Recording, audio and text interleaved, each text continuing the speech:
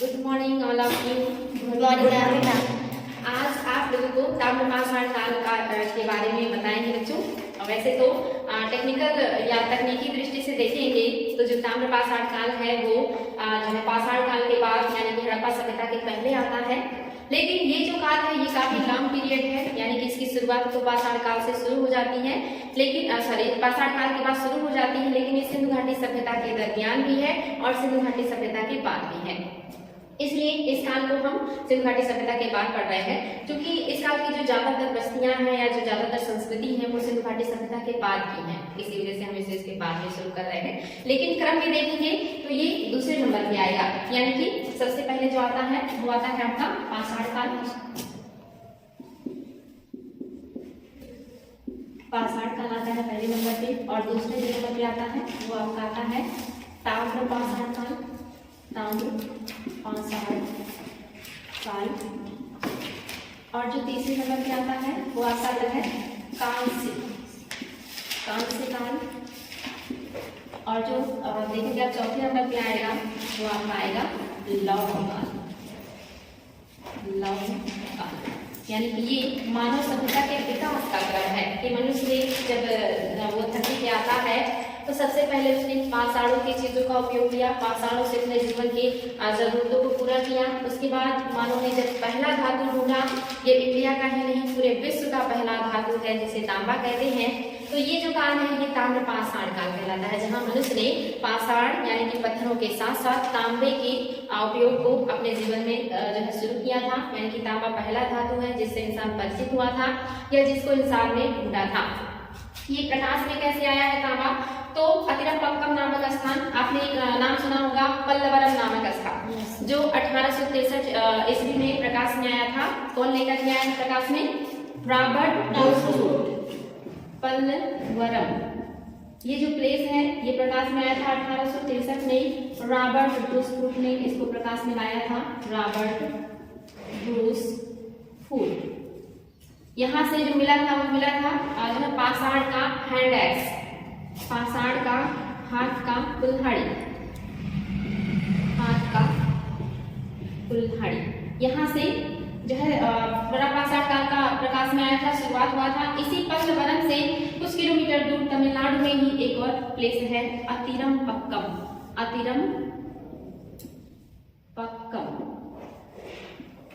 यहाँ से मिला है पहला तांबे का कुल्हाड़ी जो है।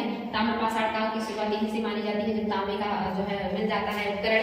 तो जब खुदाई शुरू होती है, रिसर्च शुरू होता है, तो बहुत सारे तांबे की वस्तुएं मिलना शुरू हो जाता है और पता चलता है कि जो मनुष्य है वो पाषाण के बाद जो पहला धातु प्रयोग में लाया था वो तांबा था, और ताम्रपाषाण काल की शुरुआत यहाँ से हो जाती है। मैंने आपको बताया था कि जो पाषाण काल है इसमें जो है क्रमबद्ध तरीके से कई पाषाण काल चलते हैं। लास्ट में नवपाषाण काल आता है। नवपाषाण काल में इंसान ने जो है कृषि शुरू कर दिया, अस्थायी जीवन निवास करना शुरू कर दिया, और भी बहुत सारे नई चीजें उन्होंने तलाश कर लिया था। उसी में एक नया इजाद किया जब उन्होंने जो है तांबे का खोज किया और अपने जीवन में पाषाण के साथ साथ तांबों का भी उपयोग करना शुरू कर दिया हथियार के रूप में, और जो है कृषि कार्य में उपयोग में लाए जाने वाले औजारों के रूप में। ये जिंदगी जो है ये भी ग्रामीण जिंदगी है, यानी कि जो ताम्रपाषाण काल है ये भी ग्रामीण संस्कृति है। यहाँ पे जो लोग हैं वो घास फूस के या सरपट के घर बना करके उस पे मिट्टी से लिपाई करके, घरों के जो फर्श है वो भी कच्ची मिट्टी के जो है बने हुए हैं, और ऐसे घरों में ऐसे ग्रामीण जीवन में निवास करते हैं। पढ़ना लिखना ये लोग नहीं जानते हैं, यानी कि अभी पूरी तरीके से शुद्ध रूप से ग्रामीण जिंदगी है। लेकिन इसी में आगे चल करके यही संस्कृतियां डेवलप करती हैं और शहरों के रूप में बदलने लगती हैं। खास करके आप देखोगे महाराष्ट्र का दैमाबाद और जो इनाम गांव है, यहाँ की जो ग्रामीण जिंदगी है इसका धीरे धीरे नगरीकरण का साक्ष्य मिलता है, यानी कि यही जो है नगर के रूप में तब्दील होने लगते हैं। और मैंने आपको बताया भी था कि हड़प्पा का जो सबसे दक्षिणी छोर है वो क्या है? दैमाबाद ही था, जो डेवलप करके एक नगर के रूप में सामने आया था। तो बात ये हो रही है कि पाषाण काल के बाद इंसान कैसे तांबे को ढूंढता है, और तांबे से भी वो अपने जीवन में जो है नई टेक्नोलॉजी लेकर के आता है, शुरुआत करता है एक नए जीवन का। लेकिन अभी भी ये क्या है? ग्रामीण और अशिक्षित लोगों का ही जीवन है। यहाँ के लोगों ने मिट्टी के बर्तन को बना करके उसे अलग अलग तरीके से कलर करना, उस पर डिजाइन करना शुरू कर दिया था। नवपाषाण काल में हमने पढ़ा था कि पाषाण मतलब वहाँ पे जो लोग हैं वो क्या कर रहे हैं? मिट्टी के बर्तन बनाना शुरू कर दिए हैं। लेकिन ताम्रपाषाण काल के जो लोग हैं इनके जो मिट्टी के बर्तन है ये ज्यादा विशिष्ट हैं। इनके अलग अलग कलर के उपयोग किए गए हैं, उस कलर के ऊपर अलग अलग तरह के डिजाइन का प्रयोग किया गया है। इन्हीं मिट्टी के बर्तनों को, जिसको मृदभांड कहा जाता है, उसी के आधार पे ताम्रपाषाणकालीन बस्तियों को अलग अलग संस्कृति का नाम दिया गया है। जैसे शुरुआत करते हैं, ये आपका है पाकिस्तान, ये आपका इंडिया का मैप है। पाकिस्तान में ये जो आपको स्पॉट दिख रहा है, ये स्पॉट जो है ये झूकर संस्कृति का है। एग्जाम में पूछता है झूकर संस्कृति, झूकर संस्कृति, ये संस्कृति पाकिस्तान में डेवलप हुई थी, झूकर। ये जो आपको स्पॉट दिख रहा है ये झांकर संस्कृति का है, झूकर, और ये है झांकर, झूकर झांकर संस्कृति। ये इंडिया के राजस्थान में है और ये पाकिस्तान के राजस्थान में झूकर संस्कृति है, और इंडिया के राजस्थान में झांकर संस्कृति का विकास हुआ था। ये जो आपको स्पॉट दिख रहा है गुजरात में, यहाँ पे प्रभास संस्कृति का विकास हुआ था, प्रभास संस्कृति, प्रभास संस्कृति का विकास हुआ था।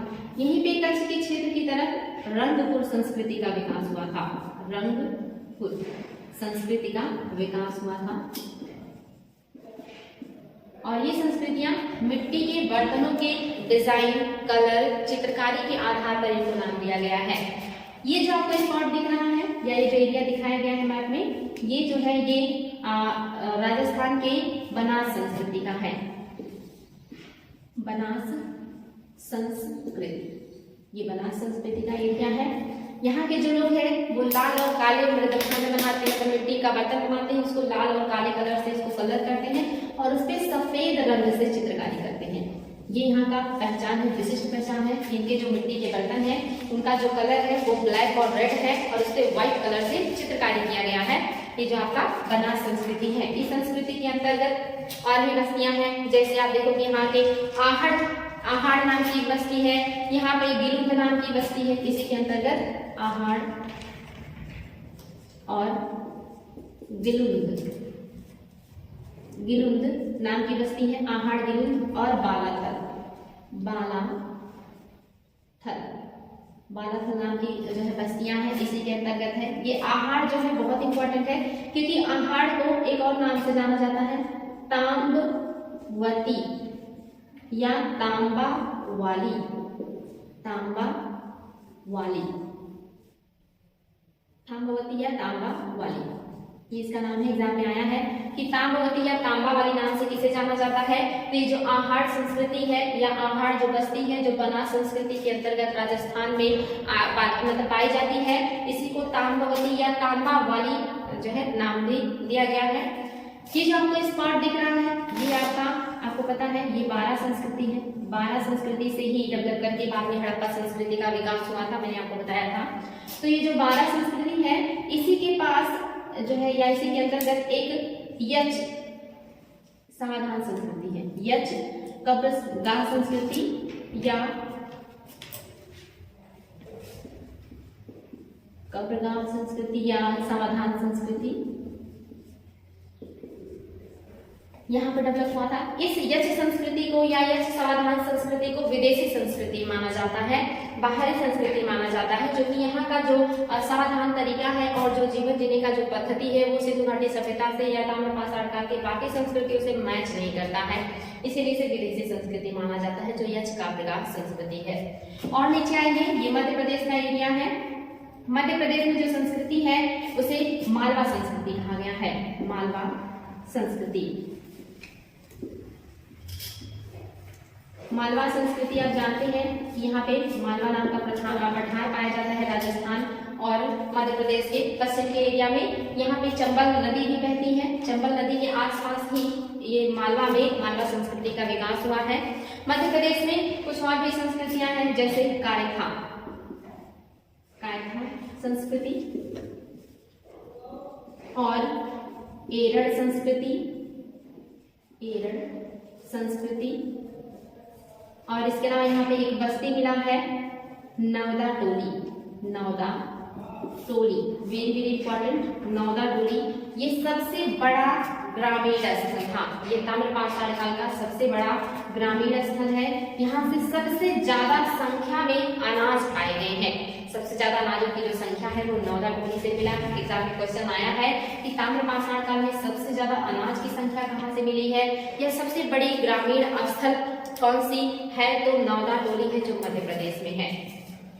जो कायथा है ये आप देखोगे नर्मदा नदी के तरफ है, कायथा और एरड़ ये दोनों नर्मदा नदी के साइड में है, नर्मदा नदी के साइड में है ये दोनों। आपको पता है जो नर्मदा नदी है क्या है, हंस घाटी से बहने वाली नदी और फिर जाकर के अरब सागर में गिरती है। इसी के किनारे ये दोनों संस्कृतियां डेवलप करी हैं। ये जो मालवा संस्कृति है चंबल नदी के आसपास डेवलप किया है, और इस संस्कृति के मृदभांड सबसे उच्च कोटि की है, सबसे विशिष्ट हैं। एग्जाम में क्वेश्चन आया है कि सबसे विशिष्ट जो मृदभांड है वो कौन से संस्कृति के हैं, तो वो आपके मालवा संस्कृति के हैं।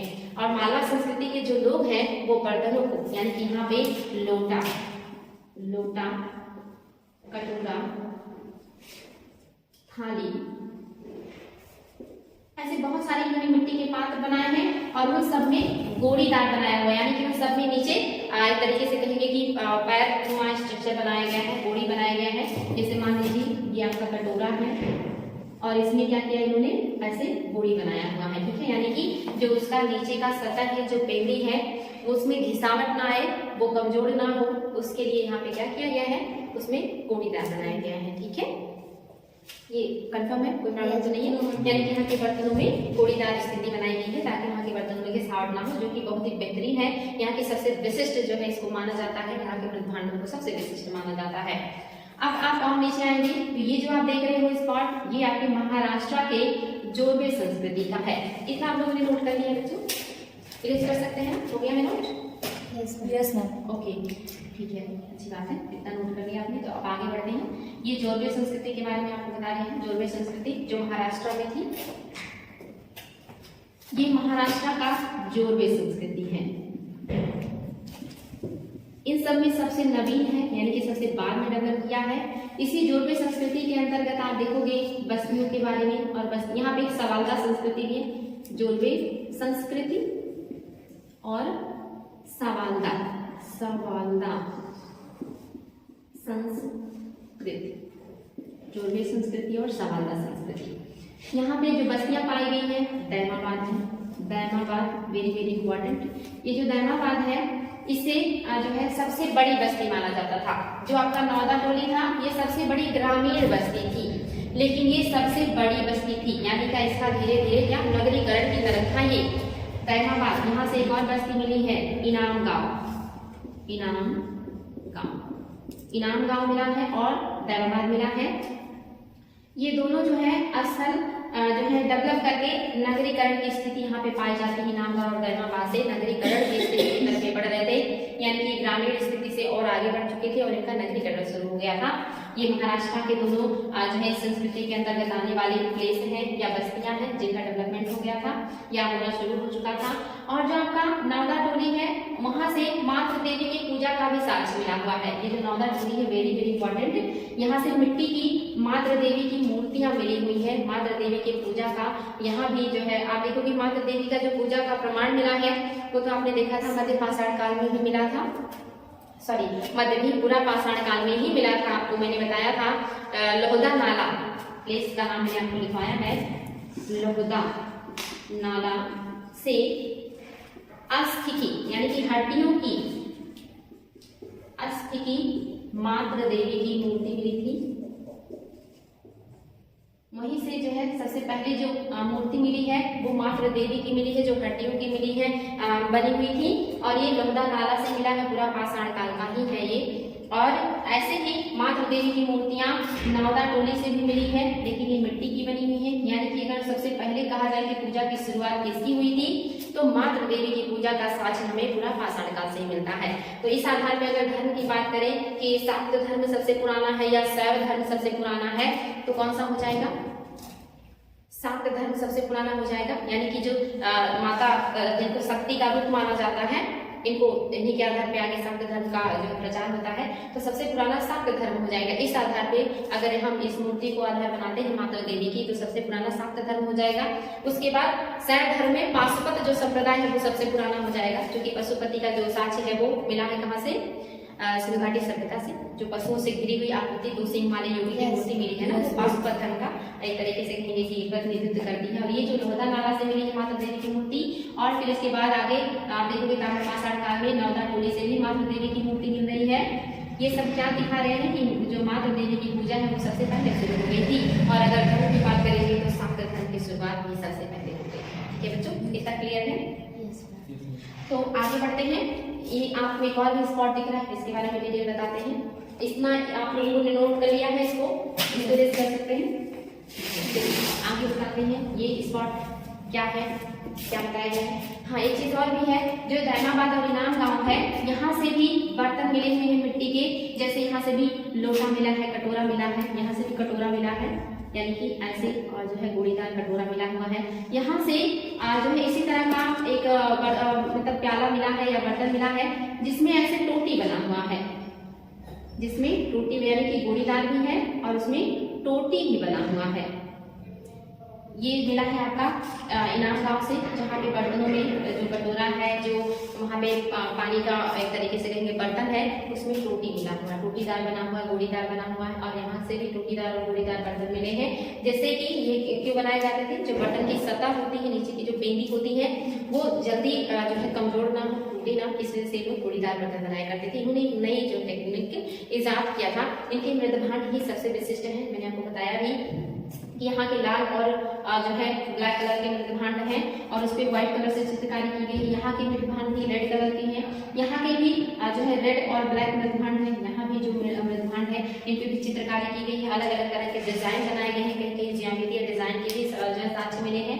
यहाँ जो आप स्पॉट देख रहे हैं, यहाँ से 3 संस्कृति के साक्ष्य मिले हैं। पहला है ताम्र संस्कृति, ताम्र संस्कृति। दूसरा है गेरू वर्णी मृदभांड संस्कृति, मृदभांड संस्कृति। और तीसरा है नॉर्थ या कहिए उत्तर काले, नॉर्थ ब्लैक जो है उत्तर काले पॉलिस्टार NBP, north black painted ware, यानी कि उत्तरी काले पॉलिस्टार मृदभांड। ये 3 संस्कृतियां जो है उत्तर भारत के गंगा यमुना के द्वार से पाई गई हैं। इनकी क्या विशेषता है, तो ये जो ताम्र संस्कृति है, इसके सबसे ज्यादा जो बस्तियां हैं, सबसे ज्यादा जो प्लेस है, वो उत्तर प्रदेश में प्रकाश में आई हैं। और जो सबसे बड़ा प्लेस जहां से सबसे ज्यादा संख्या में तांबा प्राप्त हुआ है, वो बुल्गेरिया है। वेरी वेरी इंपॉर्टेंट, एग्जाम में आया है। ये मध्य प्रदेश से मिला है, MP का बुल्गेरिया, या कहीं कहीं पे गंगेरिया भी है, गंगेरिया कहीं या बुल्गेरिया कहीं, ये एक ही नाम है। यहाँ से सबसे ज्यादा संख्या में तांबे मिली है, 400 से भी ज्यादा संख्या में तांबे की जो है हथियार या वस्तुएं मिली है, वो आपका गंगेरिया या बुल्गेरिया है, जो मध्य प्रदेश का है। लेकिन तांबे की सबसे ज्यादा बस्तियां जहाँ तांबा उपयोग में लाया गया था, वो उत्तर प्रदेश से मिला हुआ है। गेरू वर्णी मृदभांड संस्कृति जो है, ये भी काफी उच्च किस्म का है। इसका भी कलर जो है देखिए डिफरेंट कलर है। और ये संस्कृति के लोग जो है वो लोहे से परिचित थे। ये वेरी वेरी इंपॉर्टेंट है। इन दोनों संस्कृतियों के लोग जो थे वो लोहे से परिचित थे। यहाँ के लोग जो है वो धीरे धीरे लोहे से परिचित होकर के उसका हथियार, उसके उपकरण बनाना सीख चुके थे। ये जो गंगा यमुना जो क्षेत्र है, इनमें जो संस्कृतियां हैं, इनमें ये दोनों संस्कृति लोहे से परिचित है। और ये तीनों संस्कृति का जो विस्तार है वो गंगा यमुना द्वार यानी कि उत्तरी भारत के क्षेत्रों में है। इसे उत्तरी काले पॉलिस्टार मृदभांड भी कहा जाता है, क्योंकि जब पहली बार जो है प्रकाश में आए हैं, ये उत्तरी क्षेत्र में ही आए हैं, इसीलिए इनका नाम रख दिया गया उत्तरी काले पॉलिस्टार मृदभांड। जबकि ये जो है और भी क्षेत्रों में मिले, यानी कि बाद में पश्चिम बंगाल तक इनका जो है मिला साक्ष्य, आंध्र प्रदेश तक भी इनका साक्ष्य पाया गया, यानी कि बड़े एरिया में इनके साक्ष्य मिले। लेकिन शुरुआत में उत्तर में मिले थे, इसीलिए इन संस्कृति का नाम कर दिया गया नॉर्थ ब्लैक पेंटेड वेयर। ठीक है, तो ये आपकी जो है संस्कृतियां हैं जिनके आधार पे ताम्रपाषाण काल में अलग अलग बस्तियों को नाम दिया गया है। इनकी कुछ खास विशेषताओं को मैंने आपसे डिस्कस भी किया है। यहाँ से बच्चों को कंफ्यूजन होता है कि क्या है ये संस्कृतियां। तो ये जो संस्कृतियां आपको पता है मिट्टी के बर्तन को मृद भांड कहते हैं। नवपाषाण काल के बाद जो मिट्टी के बर्तन में अलग तरह के डिजाइनिंग और कलर और इन सारी चीजों का प्रयोग होने लगा, तो अलग अलग बस्तियों में अलग अलग कलर और डिजाइन के आधार पर उनको अलग अलग संस्कृतियों का नाम दे दिया गया था। उसी के आधार पे हम अलग अलग संस्कृतियों को पढ़ते हैं और किस संस्कृति की क्या विशेषता है, कौन सी नई चीजें या खास बातें वहाँ पे मिलती हैं, वो सारी चीजें यहाँ पे बताई गई हैं आप लोगों को। इसके अलावा अगर ये हो गया है, आप लोगों ने कंप्लीट कर लिया हो, तो मैं इसमें कुछ और भी चीजें आपको बताना चाहूंगी। देखिए जो इंडिया है, इंडिया में समाधान पद्धति शुरू से ही बहुत मतलब विशिष्ट तरह की है। मैंने आपको बताया था कि जो समाधान पद्धति है इसकी जो शुरुआत में ये मध्यपाषाण काल से ही शुरू हो गया था। जो मानव है इसने मध्यपाषाण काल से ही समाधान शुरू कर दिया था और यही सबसे जो है उसको पूरा पाषाण काल से अलग करने का एक मेन रीजन भी था। समाधान हमारे यहाँ देखोगे नवपाषाण काल में जो है मेहरगढ़ में भी समाधान के साथ से पाए गए, जहाँ मांग के साथ बकरी के साथ से दफनाए जाने के साथ मिले, साथ में खाने पीने की वस्तुएं और डेली यूज की चीजें भी रखी गई हैं। यानी कि दूसरे लोक में या परलोक में बिलीव करते थे लोग कि इंसान चाहेगा तो उसे वहां पर जरूरत पड़ेगी इन चीजों की। ये जो विचारधारा है नवपाषाण काल से शुरू हो गई थी, लेकिन ये विचारधारा ताम्रपाषाण काल में भी देखी गई। यहाँ के जो लोग हैं यहाँ पे भी अलग अलग तरह से समाधान किया जाता है। जैसे यहाँ पे मान लीजिए जो है ले लेते हैं कि पूर्वी किनारा है या पूर्वी छोर है, पूर्व की तरफ के जो लोग हैं ये आंशिक समाधान करते हैं। ताम्रपाषाण काल में जो पूर्व की तरफ बस्तियां मिली हैं वो आंशिक समाधान करती हैं और जो बस्तियां दक्षिण की तरफ मिली हैं यहाँ के लोग जो है मृतकों को जो दफन करते हैं तो उनकी जो बॉडी है यानी कि जो शरीर है उसमें जो पैर होता था वो पश्चिम की तरफ होता था और जो सिर होता था वो पूर्व की तरफ होता था। इस तरह से डेड बॉडीज को रख करके दफन करते थे, यानी कि बॉडी का जो सिर होता था वो पूर्व की तरफ और पैर जो होता था वो पश्चिम की तरफ होता था। ये ताम्रपाषाण काल में ये समाधान का तरीका है। ठीक है, इंपॉर्टेंट है, एग्जाम में आया भी है कि ताम्रपाषाण काल में जो साउथ की तरफ समाधान पद्धति है उसमें शव का सिर किस तरफ होता था। तो यहाँ पे इन्होंने डिफरेंट तरीका अपनाया है। शव का जो सिर है वो पूर्व की तरफ और पैर को पश्चिम की तरफ रखा है। इसी समय यानी कि ताम्रपाषाण काल में मध्य प्रदेश के क्षेत्र में समाधान का तरीका जो है वर्तमान के जैसे है, यानी कि यहाँ के जो लोग हैं उन्होंने शव को उत्तर दक्षिण दिशा में जो है लेटा करके दफनाया, यानी कि जो सिर है वो उत्तर की तरफ है और जो पैर है वो दक्षिण की तरफ है। और यहाँ पे कलश समाधान के साथ मिले हैं, यानी कि जो महाराष्ट्र के लोग थे उस समय की जो संस्कृति थी वो लोग शव को कलश में रख करके उसका सिर उत्तर दक्षिण की तरफ करके घर के अंदर फर्श के नीचे दफन करते थे। एग्जाम में आया है क्वेश्चन कि ताम्रपाषाण काल में वो कौन सा प्लेस है जहाँ पे शवों को घर के अंदर फर्श के नीचे दफन किया जाता था, तो आपका मध्य प्रदेश है। या यहाँ पे जो दिशा है वो क्या है, तो उत्तर और दक्षिण दिशा में इन लोगों को करके दफन किया जाता था। ठीक है, यहीं पे पूर्ण समाधान के साथ पश्चिमी मिले हैं। पूर्ण समाधान के साथ जो पश्चिमी छोर है इधर पूर्ण समाधान है, उत्तर की तरफ के समाधान का साक्ष्य बहुत क्लियर नहीं मिला है। तो ये ताम्रपाषाण काल के समाधान के तरीके हैं, दक्षिण में पूर्व पश्चिम की तरफ करके, और जो आप देखोगे महाराष्ट्र में उत्तर दक्षिण करके कलश में रख करके फर्श के नीचे, और जो पूर्वी छोर है यहाँ पे आंशिक समाधान आप लोगों को पता है कि डेड बॉडीज को खुले में छोड़ देते हैं और जानवरों के खाने के बाद जो भी हड्डियां बचती हैं, जो भी अवशेष बचते हैं उसे रख करके जमीन के अंदर दफन कर दिया जाता है। और ये पूर्ण समाधान है और ऊपर के क्षेत्र का समाधान का बहुत ज्यादा एस्थेटिक सोच नहीं है, लेकिन ये सारी चीजें एग्जाम में जो आती है वो आप लोग इसको नोट करते चलेंगे। यहाँ तक क्लियर है बच्चों, गेस कर सकते हैं। ठीक है, चलिए आगे बढ़ेंगे, फिर कुछ और नई चीजें जानते हैं। यहाँ तक किसी को कोई डाउट नहीं? अच्छा, तो ये कुछ खास चीजें जैसे सिंध में झूमर संस्कृति, बाइबल में बताया, राजस्थान में झाकर संस्कृति ये भी आपको पता है, पंजाब में कब्रगाह यक्ष संस्कृति जो कि विदेशी संस्कृति मानी गई है, गुजरात में लाल चमकीले मृदभांड संस्कृति, इसके अलावा गंगा यमुना द्वार में गैरिक मृदभांड संस्कृति जो कि लोहे से परिचित हो गए थे, बनास संस्कृति में आहड़ ताम्रवती, आहड़ को ही ताम्रवती कहा जाता है, गिलुंद, और यहाँ पे एक बालाथल नाम का प्लेस भी है जो राजस्थान में पाए गए हैं। मालवा संस्कृति में कायठा एरन है, इसके अलावा यहाँ के जो मृदभांड है वो सबसे उत्कृष्ट है। सवालदा संस्कृति और जोरबे संस्कृति यहाँ महाराष्ट्र की है और यहाँ का जो प्लेस है वो दायनाबाद, इनाम गांव और नेवासा है। ये महाराष्ट्र का जो है ये महाराष्ट्र में पाए गए हैं। इसके बाद ताम्रनिधि और गेरू और वर्णी निर्धान और धूसर संस्कृति का साक्ष्य उत्तर प्रदेश के गंगा यमुना गांव में मिला है। गंगा यमुना गांव में मिला हुआ है ये संस्कृतियां, मैंने इसको आपको भी बताया है। राजस्थान के प्रमुख और भी स्थल है, जैसे यहाँ के जो आहड़ है या जो आहड़ यहाँ से काली और लाल भांड पर सफेद चित्रकारी के साक्ष्य मिले हुए हैं। ठीक है, ये सारी चीजें इंपॉर्टेंट है। इसके अलावा मालवा क्षेत्र में कायथा, एरड़, नौदा, टोली है। महेश्वर भी एक प्लेस है वहाँ का, जो प्रमुख बस्तियां हैं। सबसे ज्यादा फसलों की संख्या नौदा टोली में मिला है और सबसे बड़ा ये ग्रामीण स्थल भी है। इसके अलावा इसका जो उत्खनन है वो एच डी संकारिया ने किया है, वेरी वेरी इंपॉर्टेंट। उन्हीं के द्वारा जो है नौदा टोली का उत्खनन किया गया था और यहाँ से काले लाल चित्रित मृदभांड मिले हुए हैं। ये मृदभांड काफी विशिष्ट हैं, यही से मैंने आपको बताया कि गोड़ीदार, लोटा, कटोरा, थाली, ये सारी चीजें यहाँ से पाई गई हैं। अब आपको बताएंगे कि जो ये संस्कृतियां लोहे से परिचित थी, जिसमें आप देखोगे गेरुवर्णी और नाट वेयर जो आपकी पेंटेड है, यानी कि उत्तरी काली पाटीदार संस्कृतियां जो लोहे से परिचित हो गई थी। यही संस्कृतियां लोहे का उपयोग करके धीरे धीरे उत्पादन को बढ़ाती हैं और फिर आगे चल करके नए नगरीकरण का विकास करती हैं। उससे पहले हम साउथ की एक और संस्कृति के बारे में जानेंगे। दक्षिण में महापाषाण संस्कृति का आपने नाम सुना होगा। महापाषाण संस्कृति, इसका जो टाइम है वो 1100 ईसा पूर्व से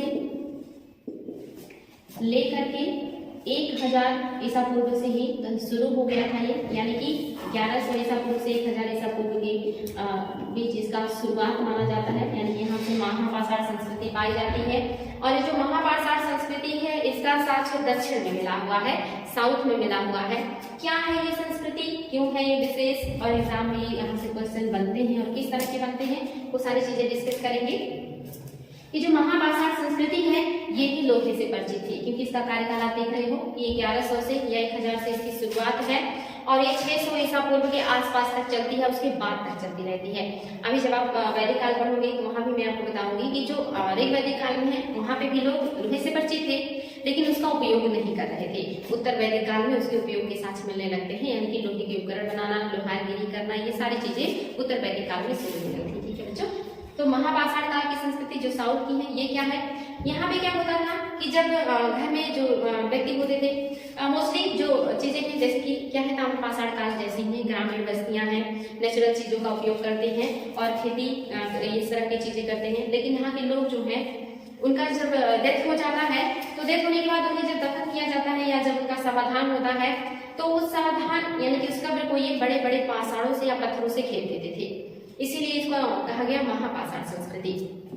ये जो समाधान करते थे दो तरीके का करते थे, एक जमीन के ऊपर करते थे, यानी कि जो है जमीन के ऊपर ही गड्ढा खोद करके उसमें दफन कर दिया और उस कब्र को ये साइड साइड से बड़े बड़े पाषाणों से घेर देते थे। दूसरा जो करते थे ये जमीन के अंदर बड़ा जो है होल करते थे या बड़ा एक तरीके से गड्ढा खोदते थे, उस गड्ढे को कमरे नुमा स्ट्रक्चर दे देते थे और उस कमरे में जाने के लिए ये होल बनाते थे। उस होल को पोर्ट होल कहा जाता था। एग्जाम में आया है क्वेश्चन कि महापाषाण संस्कृति में कब्र के अंदर जाने का जो होल होता है या जो रास्ता होता है उसे क्या कहते हैं, उसको पोर्ट होल कहा जाता था। ये ऐसा क्यों बनाते थे, यानी कि कमरे नुमा जो है स्ट्रक्चर जमीन के अंदर बनाते थे, वहां ले जाकर के अपने परिवार के जो भी व्यक्ति का डेथ होता था उसको वहां पे दफन कर देते थे। फिर उस परिवार के बाकी सदस्यों की जैसे जैसे डेथ होती थी उसको क्या करते थे, ले जाकर के वहीं पे सबको दफन किया करते थे, यानी कि उसी पोर्ट होल के रास्ते से वो अंदर जा करके बाकी डेड बॉडीज को भी दफन कर दिया करते थे। ये तो जमीन के अंदर का हो गया।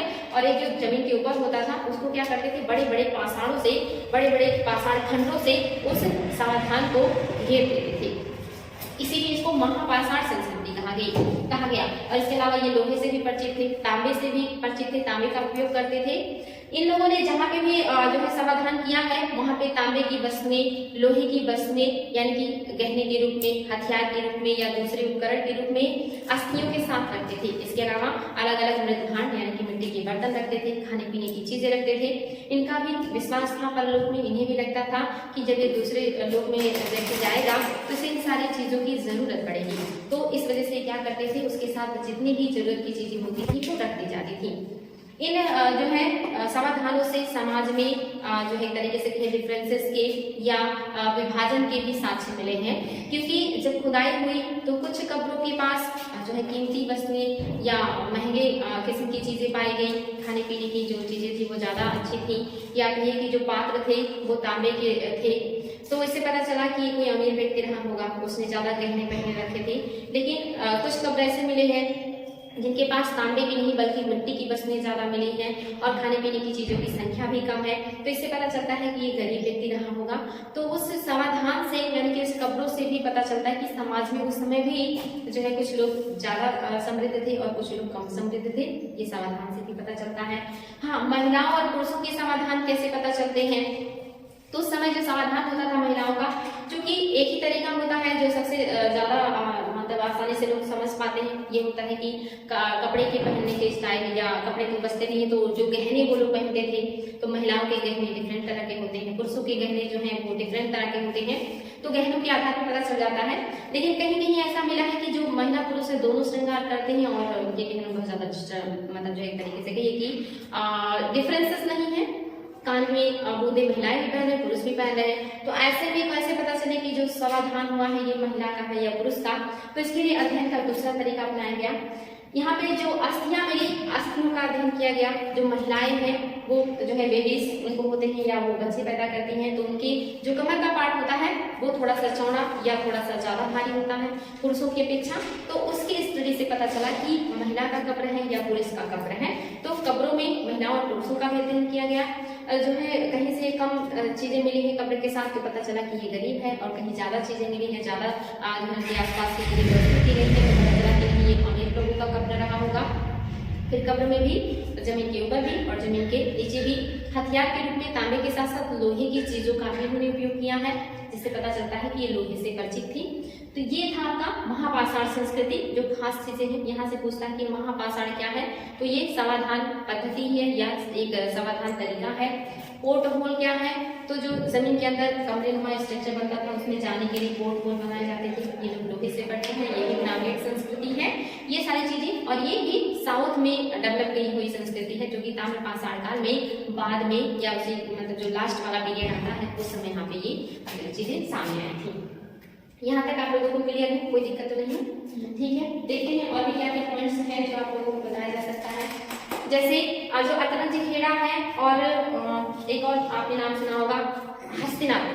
हस्तिनापुर और अतरंज खेड़ा का नाम आप लोगों ने सुना होगा। तो हस्तिनापुर जो है ये कहाँ है? उत्तर प्रदेश में है। इसके अलावा यहाँ से एक और भी क्षेत्र मिला है अनछत्र, छत्र, और जो तीसरा है वो क्या है? अतरंज खेड़ा। अतरंजी खेड़ा। हस्तिनापुर और अनछत्र से जो है काले लाल मृदभांड और चित्रित धूसर मृदभांड के साक्ष्य मिले हैं। लेकिन ये जो आपका अनछत्र है यहाँ से चित्रित धूसर मृदभांड, और इसके अलावा काले यानी कि उत्तर जो आपको मैंने भी बताया कि नॉर्थ ब्लैक पेंटेड वेयर, और इसके अलावा PGW मतलब पेंटेड ग्रे वेयर और रेड वेयर, यानी कि यहाँ से red ware, painted grey ware और नॉट ब्लैक जो है पॉलिश्ड या पेंटेड वेयर का तीनों का साक्ष्य मिला है। और सबसे पहले जो लोहे का साक्ष्य भी यहीं से मिला है। अतरंजी खेड़ा से भी सबसे पहले लोहे का साक्ष्य मिला था, इसलिए इम्पोर्टेंट है। ये सारे जो प्लेस हैं आपके ये उत्तर प्रदेश के हैं। ठीक है बच्चों, तो आज से लगभग जो भी ज्यादा इंपॉर्टेंट चीजें थी वो मैंने आप लोगों को बताया। अगर यहाँ से किसी को कोई प्रॉब्लम है तो आप लोग पूछ सकते हैं, नहीं तो फिर आज की क्लास यहाँ पे हम लोग जो है बंद करेंगे। बाकी जो भी अगर कुछ बचा होगा पॉइंट्स तो कल आप लोगों को बताएंगे इसके बारे में, और उसके बाद कल आप लोगों का वैदिक काल शुरू करेंगे। ठीक है बच्चों, कोई प्रॉब्लम, कोई क्वेश्चन? ठीक है, फिर रहने देते हैं बच्चों, आज के लिए इतना ही। थैंक यू, फिर कल मिलेंगे।